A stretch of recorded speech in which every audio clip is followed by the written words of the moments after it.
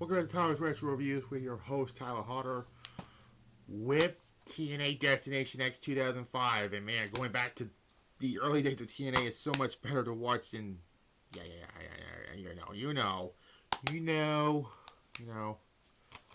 Uh, last week I did Spring Stampede 2000. That show was headlined by Jeff Jarrett and Diamond Dallas Page. This event we're going to talk about is headlined by Jeff Jarrett and Diamond Dallas Page. I didn't do this intentionally, but yeah. Anyways, March 13th, which was one day after my birthday, by the way, in 2005. I was 7 now when this event took place in the Impact Store in Orlando, Florida. So, yeah. Um, that happened. Um, Now, next week, we're not going to talk about Diamond Dallas Page versus Jeff Jarrett again in another pay-per-view, because this is the only two pay-per-views I did had the main event of pay-per-view, okay? Yes, I know Slamboree 2000 had them in the main event again, but that was with David Arquette. But we're not going to talk about that in the near future, that it is. Um, but yeah. Regardless of that. But next week, we're going to talk about another WCW pay-per-view, but it's not going to be in the year 2000 or 1999.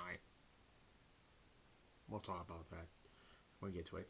Anyways, this is another like remaster version of another review I did with this. It was 5 years ago, by the way, because I forgot one match on that old video, but we're gonna talk about it here this time around. Starting off with an 8-man tag match with Team Canada, Pete Williams, Eric Young, Bobby Roode, and some guy named A1. I don't remember this guy really. Defeats two members of the Three Life crew of Conan and BG James, aka Road Dogg, and America's Most Wanted of Chris Harris and James Storm. It was a fine 8-man tag match. Yeah, it was a fine match. That's all. Uh, I think this A1 guy was in Ring of the Hawk, Marky D for you all, another fellow YouTuber of mine. But yeah, he barely did anything in this match, really. But yeah, I give it a 7. It was a fine match.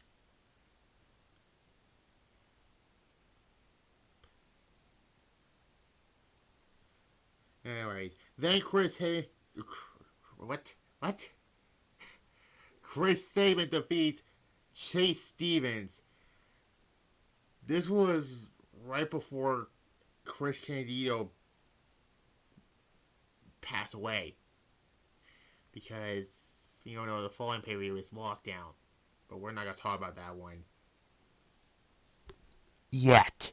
In the near future, guys. Um,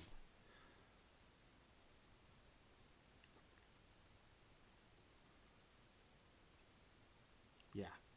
Basically, it was a fine match, but I think this match should have just been on Impact at this point.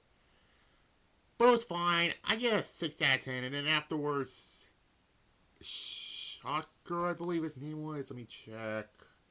Yeah, forgot about that guy. Really, was in a mask and saved the day.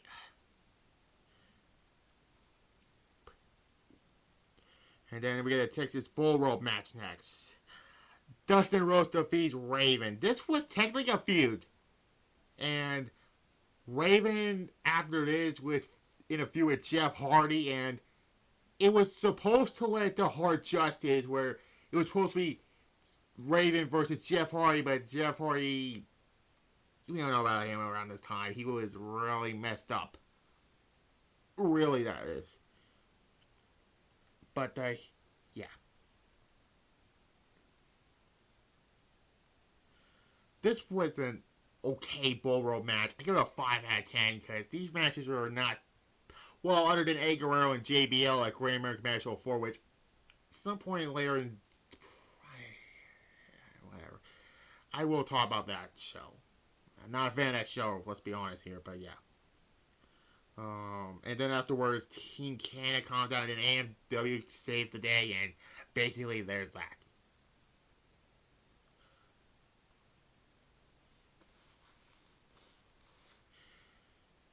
And then we had, the stipulation is, if Team Tracy, which was the Harris brothers in this time Disciples of Destruction, or if Phil dealt a slam with two guys, I don't know, when and Trinity becomes Dusty Rhodes' assistant, which, yeah, this was not a bad match, but was it necessary? No.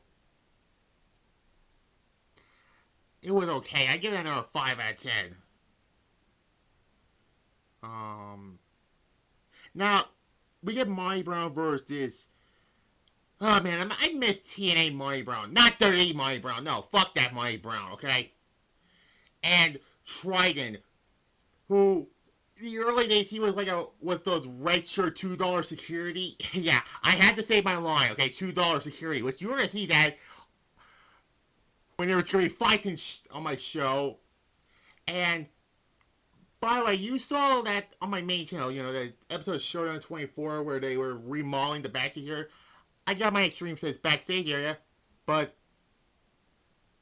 I didn't, fully ascend the backstage area. I did, the lockers and the equipment, that is, and the benches, that is. Where was I? Oh, yeah.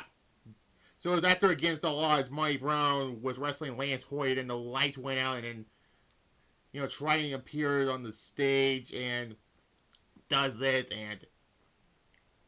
and yeah.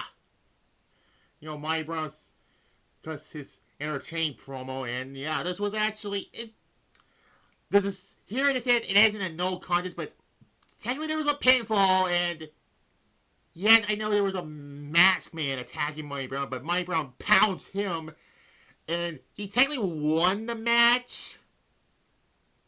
So technically Monty Brown wins in my book, that is. It was a fine match. A 6, I give it. Not a bad match, okay? But this is the show where we'll get to the main event. Anyways, then we get one of the best matches on the night, a Falls Count Anywhere match. This was the match I forgot to talk about in my original review, so here it is, 5 years later, the Falls Count Anywhere match. Jeff Hardy defeats Abyss. And, this was a fun match. I mean, Jeff Hardy and Abyss have some really good chemistry together. They had the match Against All Odds in the Full Metal Mayhem match. I'll probably do that at some point. And here they are again, at Destination X. Even though that match was supposed to be a future world title match, which Abyss did get its world title shot. Slammiversary, that is. And here it is, match. They went outside the impact zone, and Jeff Hardy did a swanton bomb on that X thing, which backstage, which it was really hard for him to do because there's no room on there. They went through. They were flying around, and Jeff Hardy did get his win back from Against All Odds. So yeah, I give it an 8 out of 10. And Abyss was a bad loser and beat up Jeff Hardy because of it. And he put him through thumbtacks, because every time I see Abyss, I think of thumbtacks. Then we get the worst match on this show. The only thing bad about this show, really, a first blood match. The Outlaw, who is Billy Gunn, by the way, who made his debut at the last review Against All Odds. And he's aligned with Jeff Jarrett. Defeats Kevin Nash. I didn't like this match, really. And it ends where Nash is trying to wake up referee Rudy Charles, got bumped. Because I'm calling Billy Gunn, okay? Billy Gunn was bleeding, and then a wild slap nut appears, hits Kevin Nash with his belt, and then, oh my god, what the fuck was his name? Some lawyer comes up with a doctor and wipes the blood away. I forgot who this guy was, okay? Lawyer Dag, whatever this jabroni's name is. And that's how, fucking, the Outlaw wins this match, okay? Yeah. I mean, I love Kevin Nash. I like Billy Gunn. These two do not have chemistry whatsoever. I give it a 3 out of 10. Bad match. Really. And then we get the Ultimate X Challenge match for the TNA X Division Championship. What the hell is this? Well, this is a weird concept for this. The match will begin as a tag 4-way thing, and then once the first competitor is eliminated, it becomes a 3-way, and then when it comes out to the last two, it's the Ultimate X match. Which, why was this just a regular Ultimate X match, really? For the TNA, I said this already. Christopher Daniels defeats AJ Styles, Ron Killing, R-Truth, the future, the man who's the funniest guy on the WWE roster who thought Triple H was a magician. Oh, God. And, Elix Skipper. Yeah. I mean, this was a good match. Because this was before Hogan ruined it. The X Division, that is. Ron Killings was the first one eliminated. Then, it came down to the triple threat concept between Skipper, Styles, and Daniels. And then Skipper gets eliminated. It comes down to Styles and Daniels. And this becomes an Ultimate X match. And the finish is kind of a weird one, but the referee Andrew Thomas gets tapped, like literally. He bumps because he thought he was gonna get hit, but nobody hit him. Styles gets the belt. Christopher Daniels Angel's Wings Styles grabbed the belt, and the referee thought Daniels grabbed the bell, which he calls for the bell, and that's how Daniels win the title. I mean, I guess it's a way to protect AJ Styles. And keep it in mind, this was the first time I seen AJ Styles. You know, he was the guy that got me into TNA in the first place, and then look at 19 years later, actually, go back to 2017. I met the guy. Then in like with 2 weeks, oh my god, 2 Fridays ago, saw him wrestle in person. But yeah, oh my god, it's a long day. Yeah, 8.5. And now, we're going to see this match 5 years later in the future in another main event.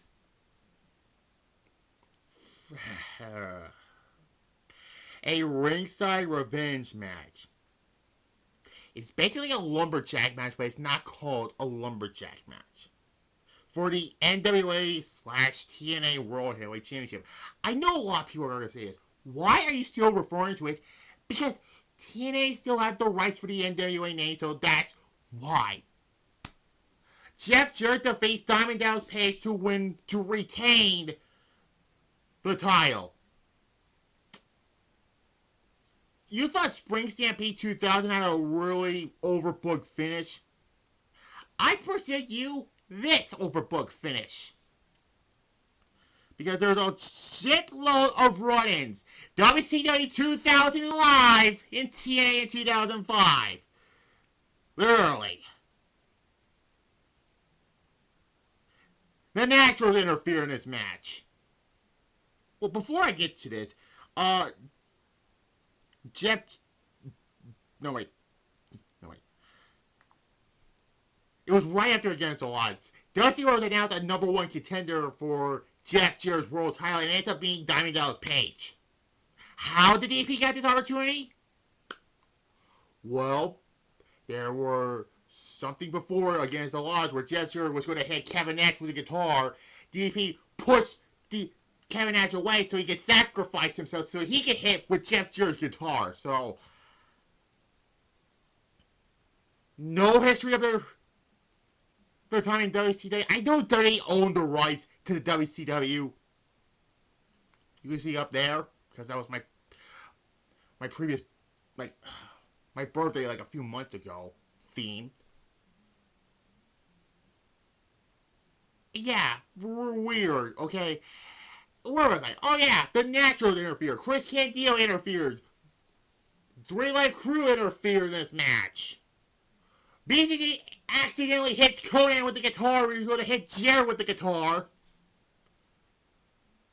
So the fucking Outlaw interferes. The Sean Wolfman interferes. I'm surprised Kevin Nash didn't come out during this match. And this all led to Monty Brown pouncing Diamond Dallas Page and turns heel and alive with Jeff Jarrett for like the umpteenth millionth time. Because keep in mind, 2 months prior to this, Monty Brown lost to Jeff Jarrett. And now he's aligned with Jeff Jarrett. No wonder why people don't like Jeff Jarrett's reign of terror. Even though this was Jeff Jarrett's company. So you can tell he has full creative control in this.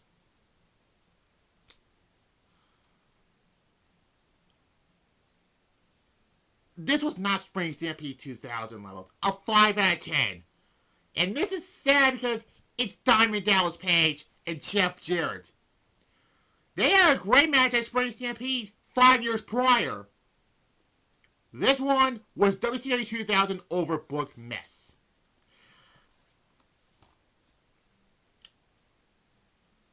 But this was overall, I still enjoyed this pay-per-view. A 7 out of 10 I'll give it. And keep in mind, Diamond Dallas Page was not going to win the title. Okay? He's not going to be a main eventer forever because this was, like I said before, DP was gone from the ring since 2002. And he came back in TNA around this time. He had a good feud with Raven. Revisited a feud with Raven. And then he was alive with Money Brown. And then he hurt on Money Brown. And he was gone after Hard Justice. Yeah, you can tell DDP's run in TNA, although it was a little better than his run in WWE when he was the stalker of Undertaker's then wife, Sarah. Oh my god. I wish he would have still had a longer run, but I understand because his age was up, was getting up, and he was not going to be a full-time wrestler. I respect DDP for that, but that's it for Destination X 2005. So, next week, we're going back to WCW in the year 1998 with a Slamboree 98, the birth of the Wolfpack. Because Hollywood Hogan and Kevin Nash split their groups to NWO Hollywood and NWO Wolfpack. And oh yeah, Sting is involved in this group also, and the Giant Turn went back to Hogan's Black and White group. But that's next week, so tomorrow I'll do my SmackDown review pre-recorded. I might do Backlash pre-recorded also, because what's the point, really? Like this video, comment down below, subscribe to this channel right here, and click the notification bell, as well as my main channels, so subscribe and click the notification bell on that one, so regardless, bye-bye.